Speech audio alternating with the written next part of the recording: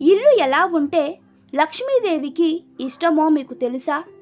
ఒకసారి లక్ష్మీదేవి ఒక వ్యక్తిపై కోపగించుకొని, ఈ ఇంటి నుండి వెళ్ళిపోతున్నాను, ఇక మీ ఇంటికి దరిద్ర దేవత రాబోతుంది, కాకపోతే నీకో వరం ఇవ్వదలుచుకున్నాను, అడుగు అని అంటుంది.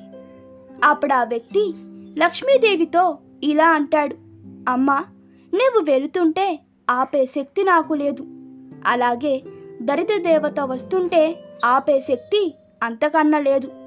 మీలో ఒకరు ఉన్న చోట ఒకరు ఉండరు, కాబట్టి దరిద్ర దేవత వచ్చిన వేళ మా ఇంటిలో ఇప్పుడు ఒకరి పట్ల ఒకరున్న ప్రేమాభిమానాలు అలాగే ఉండేటట్లు వరం ఇవ్వమని అంటాడు.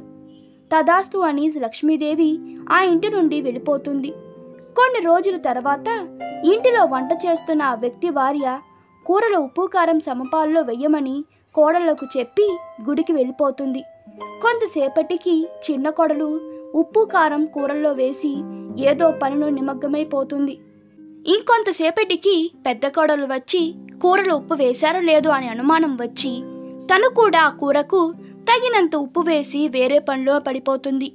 ఇంతలో అత్తగారు వచ్చి కోడళ్ళిద్దరూ తమ పనిలో పడి ఉప్పు వేశారో లేదో అని తాను కొంత వేస్తుంది.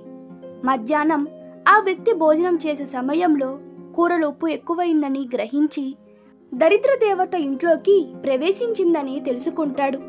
ఏమి మాట్లాడకుండా తిని లేస్తాడు.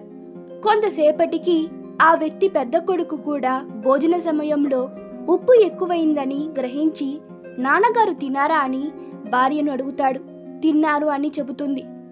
దానితో నాన్న ఏమి అనకుండా తిన్నాడు, నేనెందుకు అనాలి అని ఏమి మాట్లాడకుండా తాను తిని లేస్తాడు. ఇలా ఆ ఇంటి వాళ్ళంతా భోజనం చేసి వంట గురించి మాట్లాడకుండా ఉంటారు. ఆ రోజు సాయంత్రం దరిద్ర దేవత ఆ వ్యక్తి దగ్గరకు వచ్చి, నేను ఇక్కడ ఉండలేను, వెళ్ళిపోతున్నాను.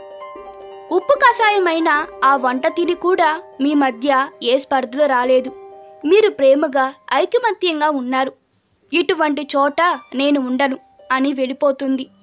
దరిద్ర దేవత వెళ్ళిపోవడంతో ఆ ఇంట మళ్ళీ లక్ష్మీదేవి నివాసం ఏర్పరచుకుంటుంది.